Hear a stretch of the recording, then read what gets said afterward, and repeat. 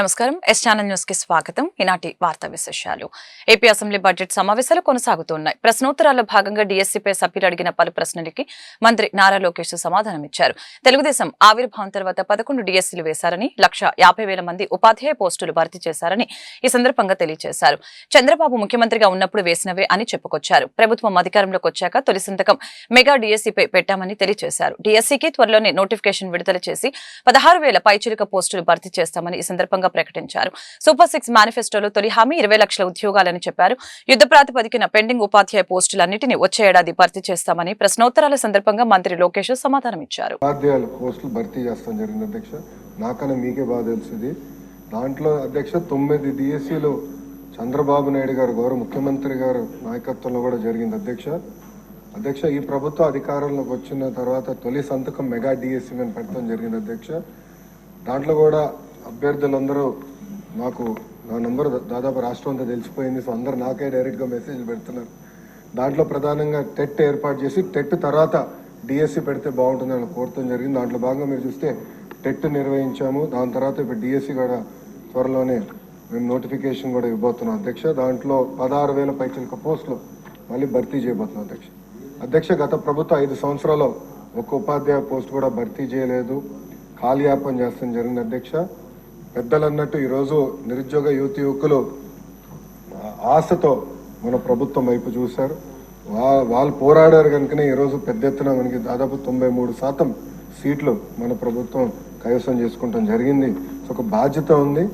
ఉద్యోగాల కల్పన అనేది ఒక లక్ష్యంగా పెట్టుకున్నాం.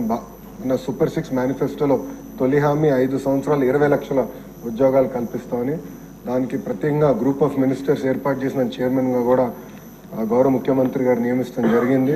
ఒక వార్ ఫుటింగ్ బేసిస్ పైన ఉద్యోగాల కల్పన ఒక లక్ష్యంగా పెట్టుకుని మన ప్రభుత్వం ముందరికెళ్తుందండి. ఈ సభాముఖంగా ఆంధ్ర రాష్ట్ర ప్రజలు కూడా నేను తెలుపుతున్నా అధ్యక్ష. రాజుగారు చెప్పినట్లు ప్రధానంగా ఏంటంటే ఇక్కడ 2-3 విషయాలు చెప్పారు. ఒకటి, ఎంతమందికి ఇంకా అంటే వేకెన్సీస్ ఎంతమందికి ఆర్డర్స్ అనేది ఇష్యూ చేసాం అనే దానిపైన ఒక డిస్కషన్ ఉంది అధ్యక్ష. గత ప్రభుత్వం నోటిఫై చేసిన వేకెన్సీస్ 4,534 అధ్యక్ష. దాంట్లో అపాయింట్మెంట్ ఆర్డర్స్ ఇప్పటికి ఇచ్చింది 3,939, అంటే ఒక 600 సుమారుగా ఒక 600 వేకెన్సీస్ ఉన్నాయి. గౌరవ సభ్యులు ఇంకెక్కువ ఉన్నాయన్నారు అధ్యక్ష. ఆ వివరాలు నేను తీసుకుని దాన్ని ఎట్లా టేకప్ చేయాలో చేస్తాం అధ్యక్ష. రెండోది వచ్చేగల పెద్దలు అన్నట్టు రిటైర్మెంట్ బెనిఫిట్స్ అనేది వాస్తవంగా ఎంటీఎస్కి ఉండదు, సో అది వర్తించదు అధ్యక్ష. ఇంకో పక్కన ఏంటంటే రిటైర్మెంట్ ఏజ్ వచ్చేగల ఎగ్జిస్టింగ్ ఎంటీఎస్ రూల్స్ అనేది 60 సంవత్సరాలని ఉంది అధ్యక్ష. సో అది గౌరవ సభ్యులు కోరారు. అది నేను అధికారులతో చర్చించి మాకు గౌరవ ముఖ్యమంత్రి గారితో రివ్యూ మీటింగ్ అయినప్పుడు అది ఎట్లా టేకప్ చేయాలో అది కూడా డిస్కస్ చేస్తాను అధ్యక్ష. మీరు చూస్తే చాలా స్పష్టంగా నేను చెప్పదలుచుకుంది ఏంటంటే 1998 డిఎస్సీలో 22,542 పోస్టులు శాంక్షన్ అవుతే ఫిల్ అయింది 18,008 పోస్టులు, అంటే పెండింగ్ 4,534 పోస్టులు క్యారీ ఫార్వర్డ్. దాంట్లో 3,939 పోస్టులు ఎంటీఎస్ ద్వారా అపాయింట్మెంట్ అయింది. మిగిలింది 595 పోస్టులు అధ్యక్ష. ఫస్ట్ ఆ నెంబర్ వస్తాం అధ్యక్ష. దెన్ బ్యాలెన్స్ మీరు చెప్పినట్లు ఎట్లా టేకప్ చేయాలో గౌరవ ముఖ్యమంత్రి గారితో చర్చించి టేకప్ చేస్తాం. మీరు అన్నట్టు పాదయాత్రలో కూడా 1998 డిఎస్సీ మెంబర్స్ అని కలిశారు. గత 5 నెలల్లో కూడా ప్రజా దర్బార్లో కూడా నాకు కలుస్తాం జరిగింది. సో సబ్జెక్టు నాకు అవగాహన ఉంది అధ్యక్ష. ఒక పద్ధతి ప్రకారం ఇది ముందలు తీసుకెళ్తాం. ఇది ఇంతేకాకుండా అధ్యక్ష, నిరుద్యోగ యువకులు ఒక హామీ వదలుచుకున్నాను అధ్యక్ష. నేను అధికారులు కూడా నేను చెప్పింది ఏంటంటే అసలు డిఎస్పీ పైన గతంలో ఎన్ని కేసులు పడినాయి, దేనివల్ల పడినాయి, ఎందుకంటే ప్రభుత్వం మనమే మేజర్ లిటిగెంట్ అవుతున్నాం, అట్లా కాదు. గతంలో పడిన కేసులన్నీ స్టడీ చేయండి. ఏపీ విభజన చట్టం మేరకు రాష్ట్రానికి రావాల్సిన కేంద్ర విద్యా సంస్థ స్థాపనకి చర్యలు తీసుకోవాలని విజయవాడ సెంట్రల్ ఎమ్మెల్యే బోండా ఉమామేశ్వరరావు అసెంబ్లీలో ప్రభుత్వాన్ని కోరారు. గత ప్రభుత్వం నిర్లక్ష్యం కాపాడిన విద్యా సంస్థల స్థాపనకి కూటమి ప్రభుత్వం తక్షణమే చర్యలు తీసుకోవాలని అన్నారు. బోండా ఉమా ప్రశ్నకి మంత్రి లోకేష్ ఈ విషయంపై చర్యలు తీసుకుంటామని, సంబంధిత అధికారులతో చర్చలు జరుపుతామని తెలిపారు. ఎంత వేగవంతంగా ఎవ్రీ మంత్ అలాగే క్వార్టర్లీ హాఫర్లీ రివ్యూ చేసి దాన్ని త్వరితగతిన ఆ ఇన్స్టిట్యూషన్ స్టార్ట్ చేసేదానికి శ్రద్ధ చూపించడం వల్ల తాడేపల్లిగూడెం కానీ, తిరుపతి కానీ, ఐఐటి కానీ, ఐఐఎం కానీ, అలాగే ఐసర్ కానీ, అలాగే నీట్ కానీ ఇవన్నీ కూడా ఐటీ టీమ్ కానీ ఇవన్నీ కూడా స్టార్ట్ చేసుకోవడం జరిగినాయి అధ్యక్ష.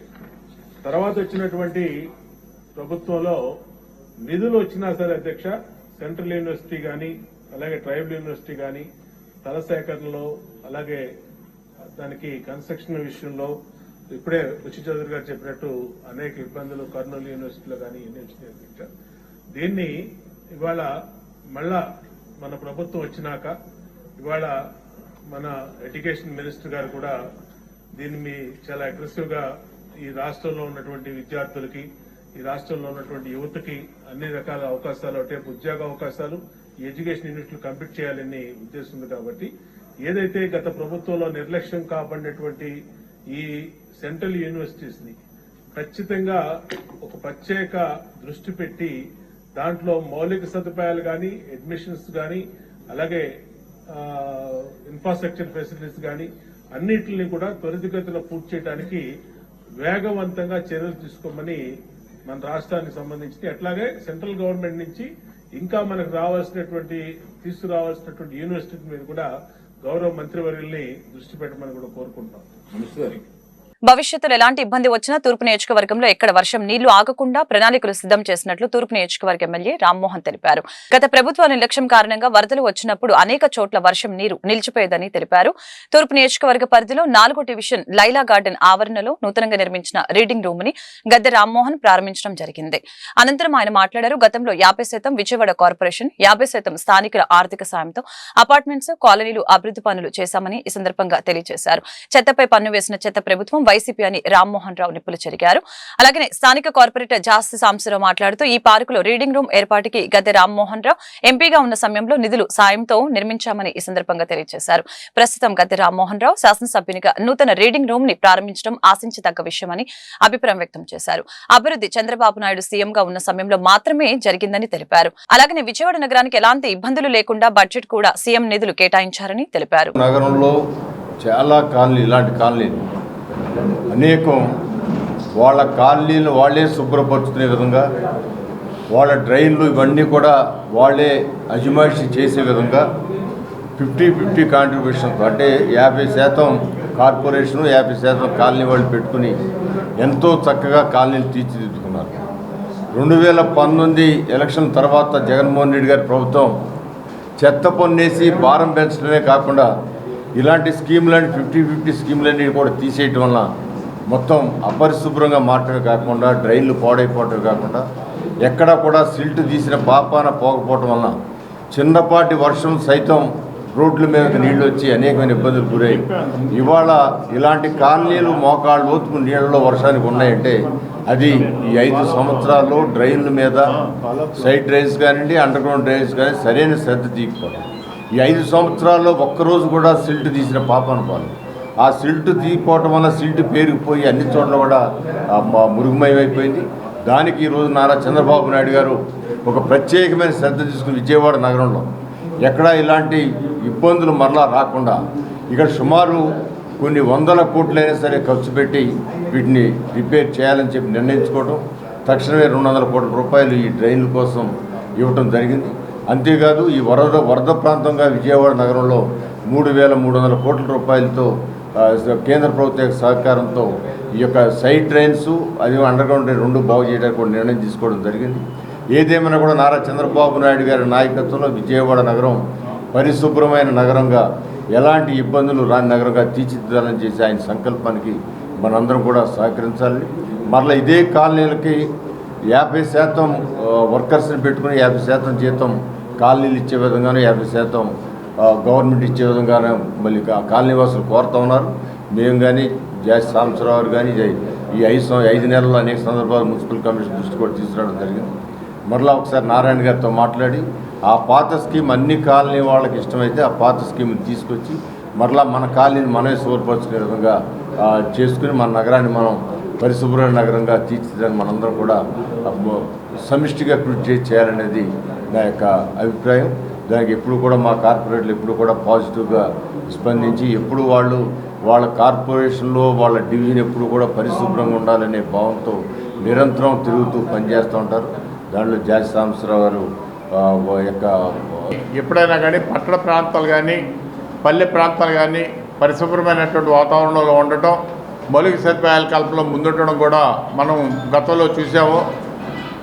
ఈ ఆంధ్ర రాష్ట్రంలో నైట్ శానిటేషన్ విధానాన్ని డ్వాక్రా గ్రూపుల ద్వారా ప్రవేశపెట్టినటువంటి వ్యక్తి ఎవరైనా ఉన్నారంటే శ్రీ నారా చంద్రబాబు నాయుడు గారిని కూడా మీకు తెలియజేస్తూ ఉన్నాం.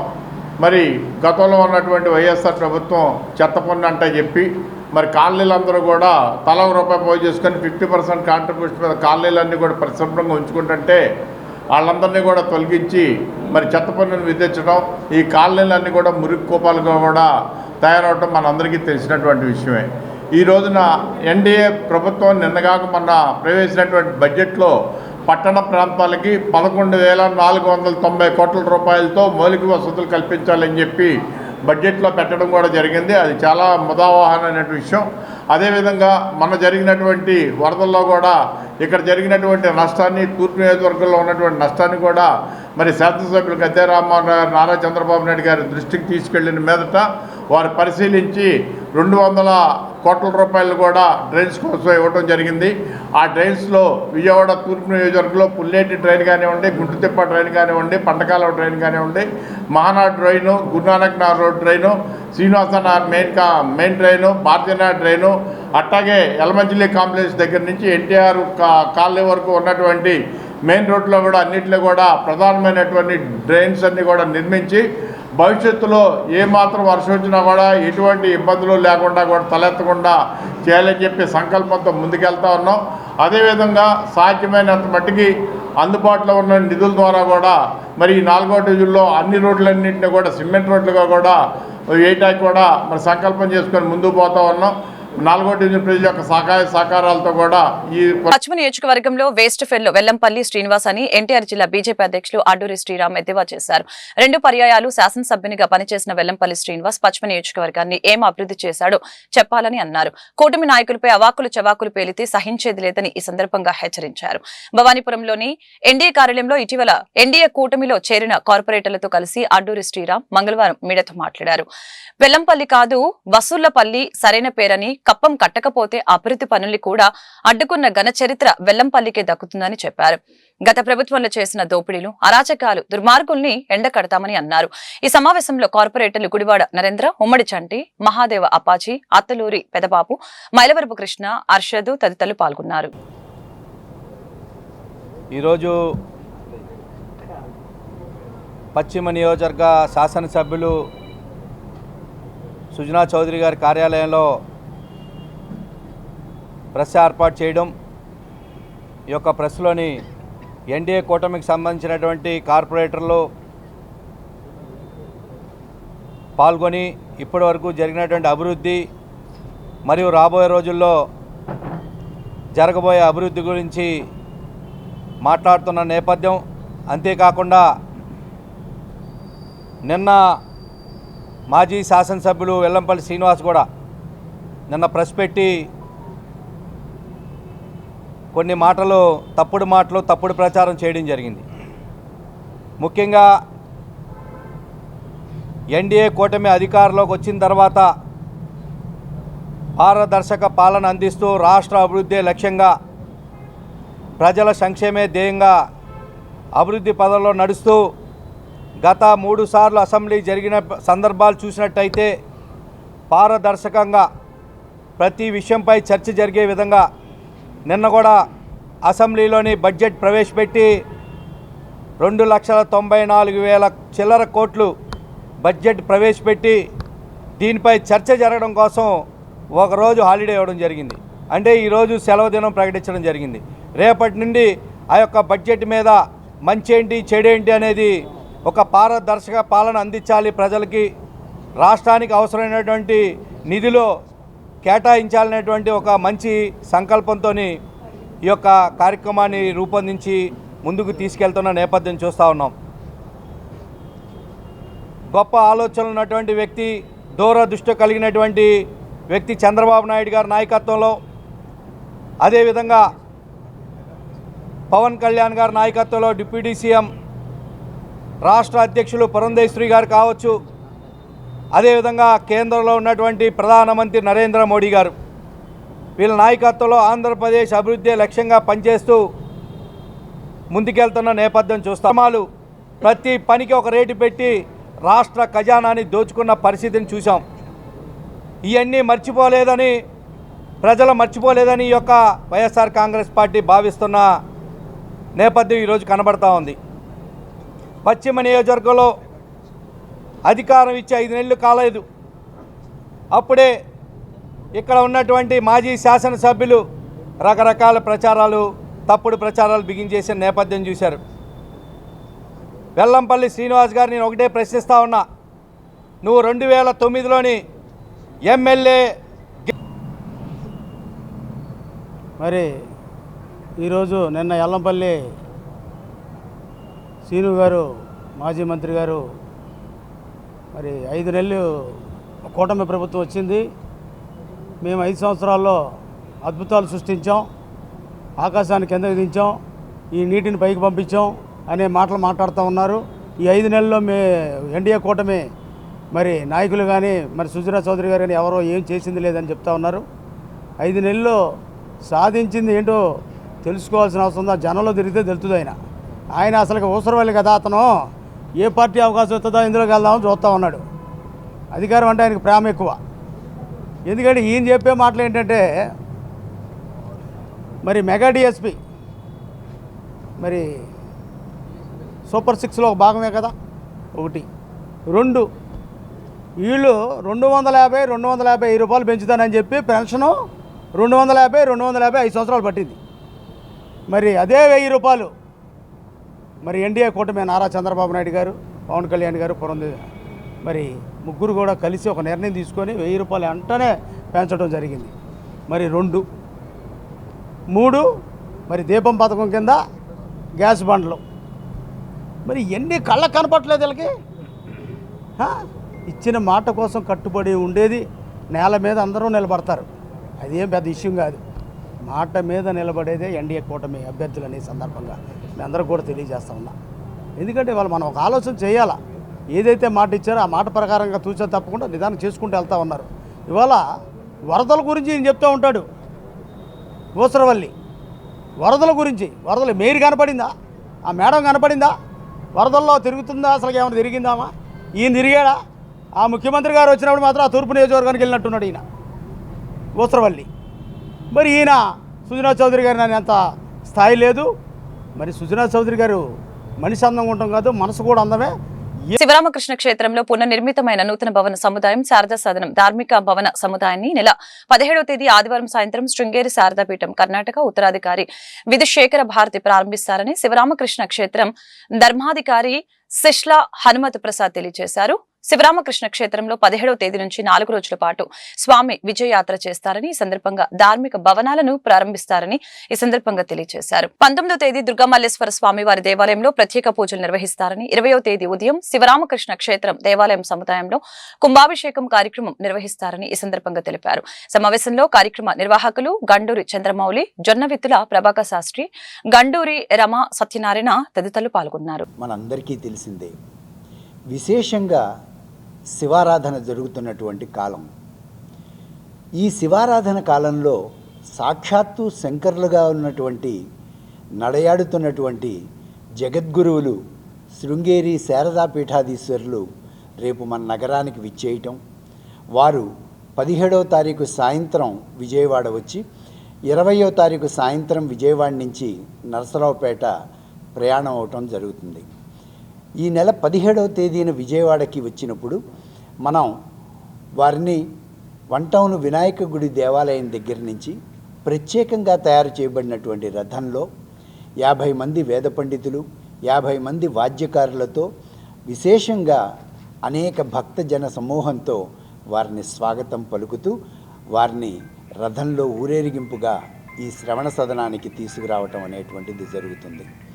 వారిక్కడికి వచ్చిన తర్వాత వారి యొక్క ఆశీస్సులతో ఇక్కడ ఉన్నటువంటి ఈ దేవాలయంలో పనిచేస్తున్నటువంటి అర్చకులందరూ వారికి చేసిన విజ్ఞప్తి మేరకు అక్కడ వారి కోసం ఒక గృహ సముదాయం నిర్మించాలి అనేటువంటి ఆదేశానుసారం ఇక్కడ మనం ఒక గృహ సముదాయాన్ని శారదా నిలయంగా పిలుచుకుంటూ నూతనంగా 8 మంది అర్చకులకి కావలసిన విధంగా ఒక్కొక్క వాళ్ళకి డబుల్ బెడ్రూమ్ పోర్షన్లో 950 చదరపు అడుగుల విశాలంతో వాళ్ళకి మనం జగద్గురువుల ఆదేశానుసారం ఇక్కడ నిర్మాణం చేసుకోవడం జరిగింది.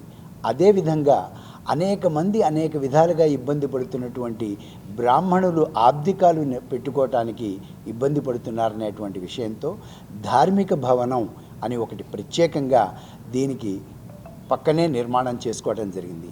ఈ రెండిటికి కూడా జగద్గురువులు ఉద్ఘాటన కార్యక్రమాన్ని వారి కరకమలముల చేత జరుపబడుతుంది 17వ తేదీ సాయంత్రం వారి ఇక్కడికి వచ్చిన తర్వాత.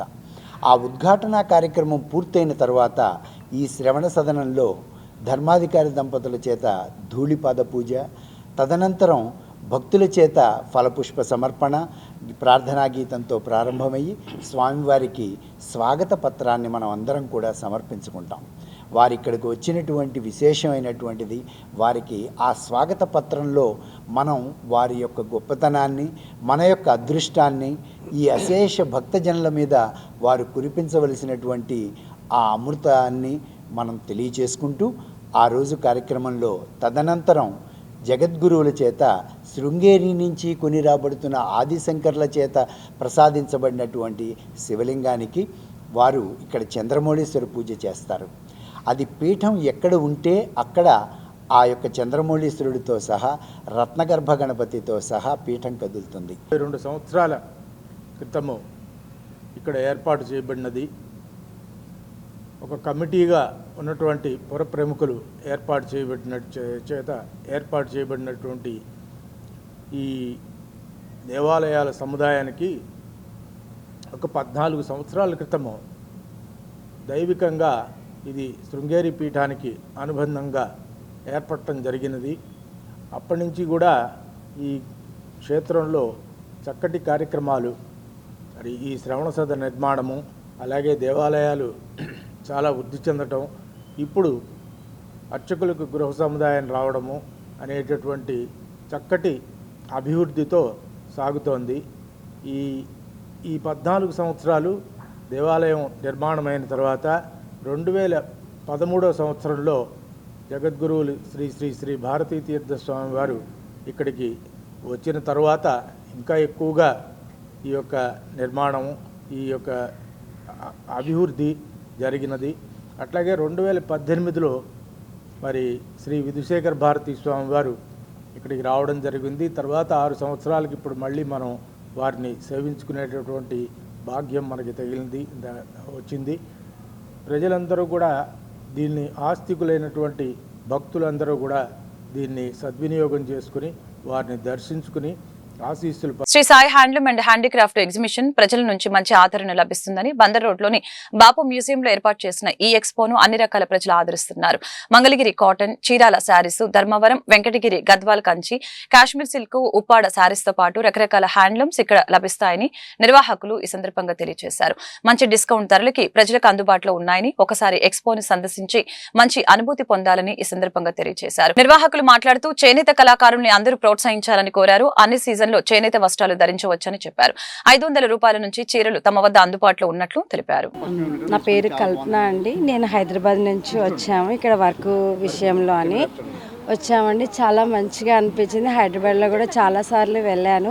విజయవాడలో కూడా ఇక్కడ రావడం ఇది నేను 3వసారి. ఎవరు వచ్చినా చాలా బాగున్నాయి క్వాలిటీస్, బట్టలు, మనకు కావాల్సిన లేడీస్ ఐటమ్స్ అన్నీ కూడా చాలా బాగా దొరుకుతున్నాయి. చాలా మంచిగా అనిపించి మా పిన్ని వాళ్ళు కూడా కడప నుంచి వచ్చారు. వాళ్ళని కూడా పిలుచుకొని వచ్చి మళ్ళీ షాపింగ్ చేస్తున్నాను. చాలా బాగున్నాయండి. నేను చెప్తున్నాను, లేడీస్కి చాలా ప్రజెంట్గా నిదానంగా అన్నీ చూసుకుంటూ తీసుకోవచ్చు. మన మార్కెట్ కంటే కూడా ఇక్కడ రీజనబుల్గా ఉన్నాయి నాకైతే అనిపించిందండి. బెడ్షీట్స్ కానీ, నైటీస్ కానీ, లేడీస్ ఐటమ్స్ ఏవైనా చాలా చాలా బాగున్నాయి. మాది చీరాలండి. ఈ చీరాల ఎగ్జిబిషన్లో మేము ప్రతి 2 months ఒకసారి పెడుతూనే ఉంటాము. ఇలా ఆంధ్ర మొత్తం తిరుగుతూ ఉంటాము. చీరాల కస్టమర్ రెస్పాన్స్ చాలా బాగుందండి. వీకెండ్స్ చాలా బాగా బిజీగా ఉంటుంది. మా దగ్గర చీరాల, మంగళగిరి, నారాయణపేట, వెంకటగిరి, గద్వాల అన్ని నేత చీరలు, కాటన్ చీరలు దొరుకుతాయండి. అన్నీ మినిమం 500 నుంచి 2000 దాకా దొరుకుతాయి. నారాయణపేట మా స్టాల్లో స్పెషల్ ఏంటి నారాయణపేట శారీస్ అండి. కస్టమర్ రెస్పాన్స్ చాలా బాగుంటుందండి. అంటే వీక్ డేస్లో కొంత డల్గా ఉన్నా కానీ వీకెండ్స్ మాత్రం చాలా బాగుంటుందండి. హాలిడేస్ రోజు చాలా బాగుంటుంది. అది మా రెస్పాన్స్ ఉండబట్టే మేము ఎవ్రీ 2 months ఒకసారి ఇక్కడ. మేము విజయవాడలోనే ఉంటాము. సో ఏంటి అంటే ఈ చేనేత వస్త్ర ప్రదర్శన అనేది చాలా ఉపయోగపడుతుంది విజయవాడ ప్రజలకి. ఎందుకంటే చాలా వరకు మనకి ఖాదీ రెవల్యూషన్ దగ్గర నుంచి తీసుకుంటే బట్టలు ఎప్పుడైతే మనం వేసుకోవడం మొదలుపెట్టిన కాడి నుంచి కాటన్ బట్టలు కానీ ఈ ఖాదీ బట్టలు కానీ మన సంస్కృతి సాంప్రదాయాలకి చాలా ప్రాముఖ్యమైంది. అదేవిధంగా ఏంటి అంటే ఇలాంటి బట్టలు మనకి చాలా మన బాడీకి శరీరానికి కూడా చాలా ఉపయోగపడతాయి. ఏ సీజన్ అయినా కానీ ఇలాంటి బట్టలు వేసుకుంటే మనకు చాలా యూజ్గా ఉంటుంది. అట్ ద సేమ్ టైం ఏంటి అంటే నేను చాలా రెగ్యులర్గా వస్తూ ఉంటాను. నేను వేసుకునే ప్రతి ఒక్క బట్ట ఇక్కడి నుంచి తీసుకునేది. నా ఏజ్ 23 సంవత్సరాలు. కాకపోతే ఏంటి నా అభిప్రాయం ఏంటి అంటే ఎక్కడో మోడర్న్ డ్రెస్లు వేసుకుని మోడర్న్ టీషర్ట్లు వేసుకుని మోడర్న్ జీన్స్ ప్యాంట్లు వేసుకోవడం కంటే ఇలాంటివి వేసుకుంటే జనాలకి మనం ఇది ప్రమోట్ చేసి జనాలకి ఇంకా దీని గురించి అవగాహన తీసుకొచ్చి ఈ ఖాదీ అనేది మన దేశ ముఖ్యమంత్రి చంద్రబాబు నాయుడు ఎన్నికల ముందు ఇల్లు లేని పేదవారికి నగరాలు పట్టణాల్లో 2 సెంట్లు గ్రామాల్లో 3 సెంట్ల ఇళ్ల స్థలం ఇస్తామని హామీ ఇచ్చారని ఈ మేరకు ఇళ్ల స్థలాలు కేటాయించి హామీని నిలబెట్టుకోవాలని సిపిఐ నగర కార్యదర్శి జి కోటేశ్వరరావు ప్రభుత్వాన్ని డిమాండ్ చేశారు. ఇళ్ల స్థలాలు లేని వారు కొత్తగా తమ వ్యక్తిగత అర్జీలతో 27వ తేదీన కలెక్టర్ కార్యాలయం వద్దకు వచ్చి వ్యక్తిగత అర్జీలు సమర్పించవలసిందిగా ప్రజలకి విజ్ఞప్తి చేశారు. అలాగనే దాసరి భవన్ లో ఏర్పాటు చేసిన విలేకరుల సమావేశంలో సిపిఐ నగర కార్యదర్శి జి కోటేశ్వరరావు మాట్లాడుతూ గత వైఎస్ఆర్సీపీ ప్రభుత్వ హయాంలో పేదరికి నగరాల్లో సెంటు స్థలం గ్రామాల్లో 1.5 సెంటు ఇళ్ల స్థలాలు ఇవ్వటం జరిగిందని, అందులో చాలా మంది పేదలకు ఇప్పటి వరకు ఇళ్ల స్థలాలు చూపలేదని అన్నారు. రాష్ట్రంలో పేద మధ్య తరగతి ప్రజానికానికి సొంత ఇంటి కళ నెరవేర్చేందుకు మేము తెలుగుదేశం ప్రభుత్వం మేము అధికారంలోకి వస్తే కూటమి అధికారంలోకి వస్తే పట్టణాలు నగరాల్లో 2 సెంట్ల స్థలము అలాగే గ్రామాల్లో 3 సెంట్ల స్థలం ఇస్తామని చెప్పి ఆ స్థలాలలో నిర్మాణానికి 4 లక్షల రూపాయలు ఇస్తామని చెప్పి చంద్రబాబు నాయుడు గారు ఎన్నికల ముందు ప్రకటించారు. ఆ రోజే కమ్యూనిస్ట్ పార్టీ చెప్పింది గత ప్రభుత్వం హయాంలో మీరు ఇస్తున్నటువంటి సెంటు భూమి సరిపోదు, 2 సెంట్లు కనీసం పట్టణాల్లో 3 సెంట్లు గ్రామాల్లో ఇవ్వాలి. అలాగే నిర్మాణానికి వైసీపీ ప్రభుత్వం ఇస్తున్నటువంటి 1,80,000 రూపాయలు సరిపోదు, ఆ స్థానే 5 లక్షల రూపాయలు ఇవ్వాలని చెప్పి గత వైసీపీ ప్రభుత్వంలోనే కమ్యూనిస్ట్ పార్టీగా కోరాము. కానీ ఆ ప్రభుత్వం ఇవ్వలేదు. కేవలం పట్టాలు మాత్రం చేతుల్లో ఉన్నాయి తప్ప నివేశిత స్థలాలు ఎక్కడున్నాయో నిర్దిష్టంగా ప్రజలకు కూడా తెలియనటువంటి పరిస్థితుల్లో గత ప్రభుత్వం పట్టాలు ఇచ్చింది. ఆ పట్టాలు తీసుకొని మరి ఈ రోజున ప్రభుత్వం మారిపోయినటువంటి పరిస్థితుల్లో సిపిఐగా మేము కోరేటటువంటిది రాష్ట్ర వ్యాప్తంగా రేపు 18వ తేదీ నుంచి ఎన్నికల్లో చంద్రబాబు నాయుడు గారు కూటమి ఇచ్చినటువంటి హామీని నెరవేర్చమని చెప్పి 18వ తారీఖు నుంచి కూడా ప్రతి గ్రామాల్లో పట్టణాల్లో నివేశిత స్థలాలు కావాలని చెప్పి అర్జీలు ఈ ప్రభుత్వానికి అర్జీలు పెట్టుకునేటటువంటి దానికోసం రేపు 18వ తారీఖు నుంచి అర్జీలు పెట్టుకోమని చెప్పి ప్రజానికానికి అందరికి కూడా సిపిఐ ఆధ్వర్యంలో కార్యక్రమం నిర్వహిస్తూ ఉన్నాం. అదే సందర్భంలో విజయవాడ నగరంలో 26వ తారీఖున మొత్తం అన్ని డివిజన్స్లో ఎవరైతే అప్లికేషన్స్ పెట్టుకుంటారో పెట్టినటువంటి వారందరినీ కూడా సబ్ కలెక్టర్ కార్యాలయం వద్దకు వచ్చి వారు స్వయంగా ఇంటి స్థలం కోసం దరఖాస్తు చేసుకోవాలని చెప్పి సిపిఐగా విజ్ఞప్తి చేస్తున్నాం. ఆ వైపుగా రాష్ట్ర ప్రభుత్వాన్ని కూడా కోరేది మీరు ఎన్నికల సందర్భంగా ఇచ్చిన హామీని నెరవేర్చి పేదవాడి ఇంటి కళ నెరవేర్చమని చెప్పి మీరు చెప్పినట్టుగా 4 లక్షల రూపాయల నిర్మాణానికి కాకుండా 5 లక్షల రూపాయలు 2 సెంట్ల స్థలం నగరాల్లో పట్టణాల్లో ఇవ్వాలని చెప్పి సిపిఐగా విజ్ఞప్తి చేస్తూ ఉన్నాం. అదే సందర్భంలో రేపు 19వ తేదీన ఇటీవల రాష్ట్ర ప్రభుత్వం పెంచినటువంటి ట్రూ అప్ ఛార్జీల్ని ఉపసంహరించుకోవాలని చెప్పి రాష్ట్ర ప్రభుత్వమే 17,000 కోట్ల రూపాయల భారము ప్రజల మీద వేసేటటువంటి భారాన్ని రాష్ట్ర ప్రభుత్వమే భరాయించమని చెప్పి ఎన్నికల సందర్భంగా మీరు చెప్పారు నాణ్యమైనటువంటి కరెంట్ ఇస్తామని చెప్పి ఎటువంటి ప్రజలపైన భారాలు వేయను, అవసరమైతే కరెంటు ఛార్జీలు తగ్గిస్తామని చెప్పారు. కాబట్టి మీరు తక్షణమే డిఎస్సి నోటిఫికేషన్ విడుదల చేయాలని రాష్ట్ర ప్రభుత్వ శాఖల్లో ఖాళీగా ఉన్న పోస్టులపై శ్వేతపత్రం విడుదల చేయాలని ఏఏవైఎఫ్ రాష్ట్ర అధ్యక్షులు పరుచూరి రాజేంద్ర డిమాండ్ చేశారు. అసెంబ్లీ సమావేశాల్లో నిరుద్యోగ సమస్యలపై చర్చించి రాష్ట్ర మంత్రివర్గ ఉపసంఘం ఏర్పాటు చేయాలని ఈ సందర్భంగా తెలిపారు. గత 6 సంవత్సరాలుగా డిఎస్సి నోటిఫికేషన్ లేక అభ్యర్థులు తీవ్ర ఇబ్బందులు పడుతున్నారని ఈ సందర్భంగా తెలియజేశారు. విజయవాడ దాసరి భవన్ లో నిర్వహించిన మీడియా సమావేశంలో మాట్లాడిన రాజేంద్ర ప్రభుత్వం కాలయాపన చేయకుండా వ్యవహరించాలని విజ్ఞప్తి చేశారు. నా పేరు పరుచూరి రాజేంద్ర బాబు, ఏఐవైఎఫ్ రాష్ట్ర అధ్యక్షులు. రాష్ట్రంలో తక్షణమే డిఎస్సి నోటిఫికేషన్ విడుదల చేయాలని, ప్రతి జిల్లాకి ఒకే పేపర్ విధానాన్ని తీసుకురావాలని, అదేవిధంగా నోటిఫికేషన్లోనే పరీక్షా తేదీ, అదేవిధంగా రిజల్ట్ యొక్క తేదీ, నియామక పత్రాలు అందజేసేటటువంటి తేదీలతో కూడినటువంటి నోటిఫికేషన్ విడుదల చేయాలని చెప్పేసి కోరుతా ఉన్నాం. గతంలో జరిగినటువంటి ఘటనల్ని గమనంలోకి తీసుకొని రాష్ట్ర ప్రభుత్వం ఎటువంటి న్యాయపరమైనటువంటి ఇబ్బందులు లేకుండా నోటిఫికేషన్ విడుదల చేయాలని, వెనుకబడినటువంటి ప్రకాశం జిల్లా, అనంతపురం జిల్లా, శ్రీకాకుళం, నెల్లూరు జిల్లాలకి జిఎస్టీ పోస్టులు 600 నుంచి 1000 పోస్టులకు పెంచి నోటిఫికేషన్ విడుదల చేయాలని చెప్పేసి మేము అఖిల భారత యువజన సమైక్య ఏఐవైఎఫ్గా కోరుతా ఉన్నాం. అదేవిధంగా గత ప్రభుత్వ హయాంలో రాష్ట్ర ప్రభుత్వ శాఖల్లో ఖాళీగా 2,35,794 పోస్టులు ఖాళీగా ఉన్నాయని చెప్పేసి ప్రభుత్వ లెక్కలు చెప్పినాయి. గత 6 సంవత్సరాలుగా ఏ రకమైనటువంటి ఉద్యోగాలకు సంబంధించినటువంటి నోటిఫికేషన్ లేకపోవడంతో సుమారుగా 1,00,000 నుండి 2,00,000 వరకు మరో పోస్టులు ఖాళీ అయినటువంటి నేపథ్యంలో రాష్ట్ర ప్రభుత్వ శాఖల్లో ఖాళీగా ఎన్ని పోస్టులు ఉన్నాయో తెలియజేస్తూ శ్వేతపత్రం విడుదల చేయాలని, ఎన్నికల సమయంలో చంద్రబాబు నాయుడు గారు డిఎస్సి ప్రకటిస్తాము, మేము రాగానే నిరుద్యోగ అభ్యర్థులకి న్యాయం చేస్తాము, ఉపాధ్యాయ పోస్టులు భర్తీ చేస్తామని చెప్పి హామీ ఇచ్చారు.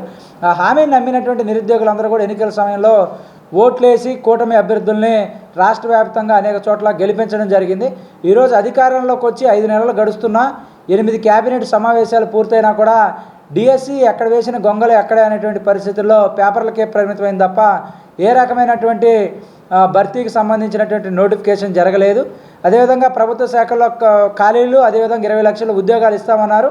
దానికి సంబంధించి వెంటనే నిరుద్యోగ సమస్య పరిష్కారం కోరుతూ అసెంబ్లీ సమావేశాలు జరుగుతున్న నేపథ్యంలో ఈ నిరుద్యోగ సమస్య మీద చర్చించి మంత్రివర్గ ఉపసంఘాన్ని ఏర్పాటు చేసి రాష్ట్రంలో నిరుద్యోగ సమస్యకు ఒక నిర్దిష్టమైనటువంటి ప్రణాళికను తీసుకొని వచ్చి సమస్య పరిష్కారానికి కృషి చేయాలని చెప్పేసి కూడా మేము అఖిల భారత యువజన సమైక్య ఏఐవైఎఫ్ రాష్ట్ర సమితి విజయవాడ నాగవంశం పెద్దలు యువత ఆధ్వర్యంలో నిర్వహించే కార్తీక వన సమారాధన మహోత్సవం కొత్తూరు తాడేపల్లి పిన్నంరాజు త్రిమూర్తులు రాజుగారి తోటలో ఈ నెల 24న నిర్వహిస్తున్నట్లు నాగవంశం సాధికారిక సమితి రాష్ట్ర అధ్యక్షులు ఎరబోతు రమణారావు తెలిపారు. మహిళలకి, పిల్లలకి ఆట పోటీలతో పాటు కుల సంఘంలోని ప్రముఖులకి, పెద్దలకి సన్మాన కార్యక్రమాలని, నిరుపేదలకి ఆర్థిక సాయం వంటి సేవా కార్యక్రమాలని చేయనున్నట్లు ఈ సందర్భంగా వెల్లడించారు.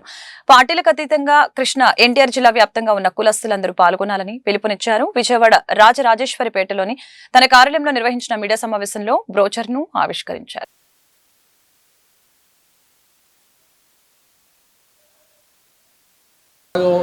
కుటుంబ సభ్యులకు, మీడియా పత్రికా సోదరులందరికీ కూడా ధన్యవాదాలు. ఈ రోజున విజయవాడలో మరి తూర్పు నియోజకవర్గం, సెంట్రల్లో, పశ్చిమ నియోజకవర్గంలో, అలానే జిల్లాలో, ఎన్టీఆర్ జిల్లాలో ఉన్నటువంటి ప్రముఖులందరూ కూడా మరి ధన్యవాదాలు తెలియజేసుకుంటూ 24వ తారీఖున 24/11/2024 ఆదివారం కొత్తూరు తాడేపల్లి స్థలం పెన్నమ్మనేని త్రిమూర్తిరాజులు గారు అనే ఎస్కార్పేట గారి తోటలో మరి నాగవంశీల వన సమారాధన కార్యక్రమాన్ని మరి ఏర్పాటు చేయడం జరిగింది. దీనికి మరి జిల్లాలో ఉన్నటువంటి వాళ్ళే కానీ అలాగే రాష్ట్రంలో ఉన్నటువంటి ప్రముఖులందరూ కూడా ఈ కార్యక్రమానికి విచ్చేసి జయప్రదం చేయాల్సిందిగా మరి ఈరోజు కోరుతా ఉన్నాం. మరి మొన్న సంవత్సరం కూడా మరి చేసాం. మరి దానికంటే ఇంకా ఘనంగా చేయాలని చెప్పేసి మరి ఉన్నటువంటి పెద్దలు, కుల పెద్దలు కానీ, తెలుగు యువత, మరి మహిళలు అందరూ కూడా ఉత్సాహపడతా ఉన్నారు. ఇది ప్రతి సంవత్సరం చేస్తాం. ప్రతి సంవత్సరం మరి కార్తీక వన సమారాధన కార్యక్రమం చేస్తామని చెప్పి ఆ రోజున మరి చెప్పడం జరిగింది. మరి ఈరోజు కూడా కార్యక్రమం చేస్తున్నందుకు మేము అన్ని కార్యక్రమాలు కూడా చేయాలని చెప్పేసి అక్కడ ఆటల పోటీలు మహిళలకి, మరి కుల సంఘంలో ఉన్నటువంటి పెద్దలు, కొంతమంది ఉద్యోగస్తులు కానీ, రాజకీయ ప్రముఖులు కానీ, అలానే కొన్ని వర్గాల్లో ఉన్నటువంటి ప్రముఖులందరూ కూడా సన్మానం చేయాలని, మరి అలానే కుల సంఘంలో ఉన్నటువంటి కొంతమంది ఆర్థికంగా ఇబ్బంది పడిన వాళ్ళకి ఆర్థిక సహాయం చేయాలని ఆటల పోటీలు పెట్టి ఆ ఆటల పోటీల ద్వారా మరి వాళ్ళని కూడా మరి గుర్తించి బహుమతి ప్రదానం చేయాలని చెప్పేసి కూడా మేము ఈ సందర్భంగా భావిస్తూ ఉన్నాం. రాబోయే రోజుల్లో సేవా కార్యక్రమాలు మరి చేసే దాంట్లో మేము ముందుంటాం. రాష్ట్ర నాగవంశ సాధికార కమిటీ అధ్యక్షునిగా మరి కార్యక్రమాలు చేస్తూ ఉన్నాం. దాంట్లో అన్ని పార్టీల్లో కూడా మా వాళ్ళు ఉన్నారు. ఈ ఒక పార్టీకే సంబంధం లేదు. ఇది ఓన్లీ తెలుగుదేశం పార్టీకే సంబంధం లేదు. తెలుగుదేశం, జనసేన, బీజేపీ, ఇతరులో ఉన్నటువంటి వాళ్ళు, మా సంఘంలో ఉన్నటువంటి వాళ్ళు వైసీపీలో ఉన్నారా సరే వాళ్ళందరూ కూడా ఆహ్వానితులే. ఇండిపెండెంట్గా ఉన్నటువంటి వాళ్ళు కూడా ఆహ్వానితులే, సిపిఐ సిపిఎం పార్టీలో ఉన్నా సరే ఆహ్వానితులే. మేము ఎవరిని కూడా ఈ పార్టీకే ఈ కూటమి ప్రభుత్వంలో ఉన్న వాళ్ళే రావాలి, వాళ్ళే అక్కడ పాల్గొనాలి అనే ఉద్దేశం మాకు ఎటువంటిది లేదు. అందరినీ ఆహ్వానిస్తాం, అందరినీ గౌరవిస్తాం, అందరినీ సన్మానిస్తాం. మా మహిళా సోదరిమణులందరికి కూడా ఆటల పోటీలు పెట్టి, పిల్లలకు ఆటల పోటీలు పెట్టి వారిని బహుమతి ప్రదానం కూడా రాష్ట్ర ప్రభుత్వం బడ్జెట్ పై ఎన్టీఆర్ జిల్లా వైసీపీ అధ్యక్షులు దేవినేని అవినాష్ స్పందించారు. ఈ సందర్భంగా కార్యాలయంలో మీడియాతో మాట్లాడారు. కూటమి ప్రభుత్వం ప్రవేశపెట్టిన బడ్జెట్ లో ఎన్నికల ముందు ఇచ్చిన హామీలపై ఎందుకు నిధులు విడుదల చేయలేదని ఈ సందర్భంగా ప్రశ్నించడం జరిగింది. తల్లికి వందనం, శ్రీనిధి, ఉచిత బస్సు, ఫీజు రియంబర్స్మెంట్ ఏమయ్యాయని ఆయన ప్రభుత్వాన్ని ప్రశ్నించారు. ఎక్కడెక్కడ ఏ డివిజన్లో అయితే పనులు ఉన్నాయో డ్రైనేజీ వ్యవస్థ దగ్గర నుంచి, శానిటేషన్ దగ్గర నుంచి,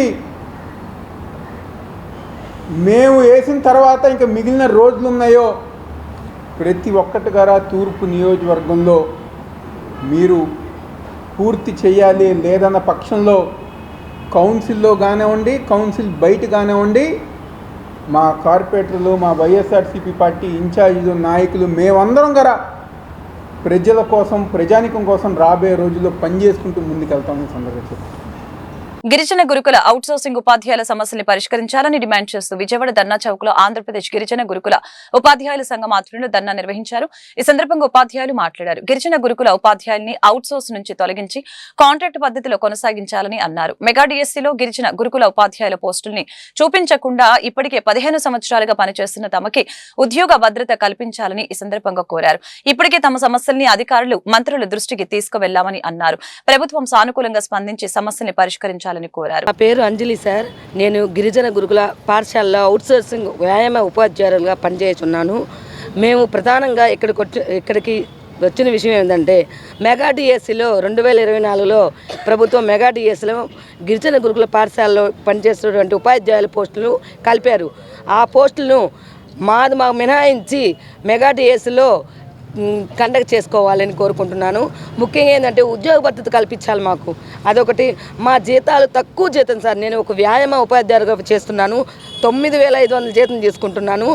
morning early morning 5 to evening 9:30 వరకు నేను వర్క్ చేస్తాను సార్. ప్లస్ నా బిడ్డలు, నాకు ఇద్దరు బిడ్డలు సార్, చిన్న బిడ్డలు. ఆ 9,500 జీతంతోనే నేను సర్దుబాటు చేసుకుంటూ ఉన్నాను సార్. ఈ ప్రభుత్వం ఇప్పుడు మెగా డిఎస్సీలో పోస్టులు కలపటం వల్ల మేము చాలా చాలా తీవ్ర నష్టపోతున్నాం సార్. దయచేసి ఈ గురుకుల అధికారులు స్పందించి మన సీఎం గారు కానీ, మన సీఎం గారు లోకేష్ గారు, అట్లాగే మా డిప్యూటీ మేడం గారు సంధ్యారాణి మేడం గారు స్పందించి మాకు న్యాయం చేయాలని కోరుకుంటున్నాను. ఈ గిరిజన గురుకుల పాఠశాలలో 10-15 ఏళ్లుగా వర్క్ చేస్తున్నాము టీచర్లందరం. అయితే మేము గత ప్రభుత్వంలో 5 ఏళ్ళు కాళ్ళు ఇడ్చేటట్టు తిరిగాము మా సమస్య కోసం. ఎక్కడా లేనటువంటి ఈ గిరిజన శాఖలోని అవుట్సోర్సింగ్ విధానాన్ని తీసుకురావడం జరిగింది. బీసీ గురుకులాల్లో కానీ, మోడల్ స్కూల్లో కానీ, ఎస్సీ గురుకులాల్లో కానీ కాంట్రాక్టు రెగ్యులర్ పద్ధతిలోనే తీసుకున్నారు. కానీ ఒక ఎస్టీ గురుకులంలో మాత్రం అవుట్సోర్సింగ్ విధానంలోనే టీచింగ్ వ్యవస్థ అనేది కొనసాగుతుంది.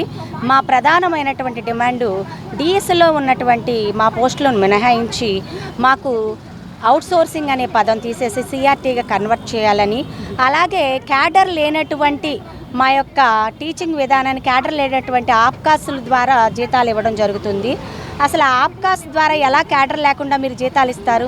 అది ప్రభుత్వం ఒకసారిగా గమనించవలసిందిగా కోరుచున్నాము. ముఖ్యంగా చెప్పాలంటే మా యొక్క 10-15 ఏళ్ళ నుంచి వర్క్ చేస్తున్న టీచర్స్ అందరూ కూడా ఈ సమస్యను మేము ప్రభుత్వం వరకు తీసుకెళ్తున్నాం. ఈ సమస్య మాకు నెరవేరేంత వరకు, సిఆర్టీ చేసేంత వరకు, మేము జీతాలు పెంచేంత వరకు కూడా ఉధృతం ఎక్కువగానే చేస్తాము. మా సమస్య నెరవేరేంత వరకు ఇక్కడే ఉంటాము. వాచ్మెన్కి ఇవ్వాల్సిన జీతం కూడా టీచర్లకు ఇవ్వలేకపోతున్నారండి. ఒకసారి ఇది ప్రభుత్వం దృష్టికి తీసుకెళ్లి మాకు న్యాయం చేయవలసిందిగా ఆంధ్రజాతి ఆత్మఘోష ఇప్పట్లో తీరేలా లేదు అని కొత్తగా వచ్చిన ప్రభుత్వ ఆర్థిక విధానం చూస్తే అర్థమవుతుందని Aam Aadmi party zone C coordinator Neti Maheswararao విమర్శించారు.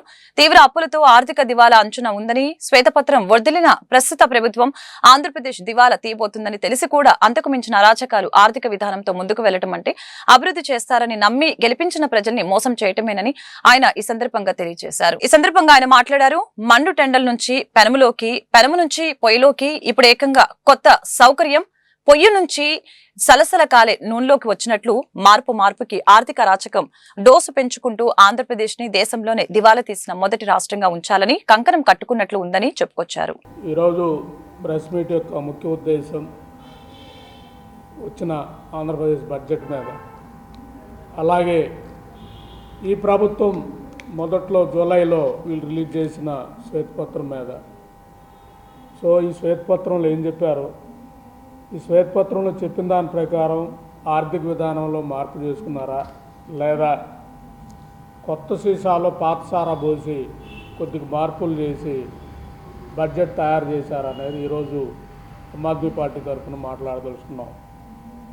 ఇక్కడ ఆంధ్రప్రదేశ్ అనేది మన ఆత్మ ఘోషిస్తానే ఉంది. విభజన సమయం నుంచి విభజనకు అన్యాయం జరిగింది. ఆ రోజు మనం ఆస్తులు వదిలేసుకున్నాం, అప్పులు నెత్తిన పెట్టుకున్నాం, ఆదాయం వదిలేసుకున్నాం. సో మనకు రావాల్సిన హోదా అన్నీ కూడా గాలికి గెలిచిపోయిన పరిస్థితి ఉంది. ఆ తర్వాత ప్రయాణం మొదలు పెడితే మనం మండు టెండర్లో ఉన్నాం అనుకోవాలి. ఆ రోజు ఆంధ్రప్రదేశ్ విభజన సమయంలో మండు టెండర్లను కాస్త 2014 నుంచి 19 వరకు అభివృద్ధికి నిధులు పెట్టాల్సిన చంద్రబాబు నాయుడు గారు, ముఖ్యంగా చెప్పాలంటే ఆర్థిక విధానం, ఫిస్కల్ పాలసీ డెవలప్మెంట్కి ఉండాల్సిన పరిస్థితుల్లో ఆ టైం కూడా ప్రచార ఆర్భాటం తప్ప అభివృద్ధికి నిధులు పెట్టలేదనేది మీరు ఇచ్చిన శ్వేతపత్రంలోనే కనపడతా ఉంది. ఎందుకంటే వైఎస్ఆర్సీపీ మేము కలిపి పెట్టిన అభివృద్ధికి నిధులు 3,211 అనేది మీరు ఇచ్చిన శ్వేతపత్రంలోనే ఉంది. కాబట్టి 8 లక్షల కోట్ల అప్పు అంటే వైసీపీ ప్రభుత్వం వరకు, దాంట్లో 3,211 ఆదాయం సమకూర్చే కార్యక్రమాలు, ముఖ్యంగా కోస్టల్ కారిడార్ కానీ లేదా ఏదన్నా ఆదాయం సమకూర్చే ఏదైతే వాటికి పెట్టలేని పరిస్థితి ఉందంటే ఆర్థిక అరాచకం అనుకోవాలి. అది 2014 నుంచి 19 వరకే స్టార్ట్ అయింది. అంటే అప్పుడు మనం పెనంలో ఉన్నాం, అంటే మండు టెండర్ల నుంచి తీసుకొచ్చి పెనంలో పడేసిన పరిస్థితి. ఎప్పుడైతే ఆ పరిస్థితి నుంచి జగన్ రెడ్డి నేను మార్పు చేస్తానని, ఒక కొత్త మార్పు చూపిస్తానని ఆ రోజు వచ్చిన పరిస్థితి, అక్కడి నుంచి పెనంలో నుంచి తీసుకెళ్ళి పొయ్యిలో పడేసిన పరిస్థితి జగన్ రెడ్డి ఆర్థిక విధానం. అంటే ఆల్మోస్ట్ 9,27,000 కోట్ల అప్పు మొత్తం కలిపి చేరిందంటే, అంతకుముందు 3 లక్షల కోట్లు వేసిన 6 లక్షల కోట్ల అప్పు తెచ్చి ఒక్క రూపాయి అభివృద్ధికి పెట్టకుండా దుబారా ఖర్చులు, రంగులు తీయటం, కార్పొరేషన్ ద్వారా తేవటం, ఫండ్ డైవర్ట్ చేయటం, ఇవన్నీ చాలా చేశారని మీరే రాశారు దీంట్లో. ఇది 2019 నుంచి 24 వరకు మీరే ఇచ్చిన డేటా. మళ్ళీ మీరే ఇచ్చిన డేటా. వార్తలు ఇంతతో సమాప్తం. మరొక బులెటిన్లో మళ్ళీ కలుద్దాం. నమస్కారం.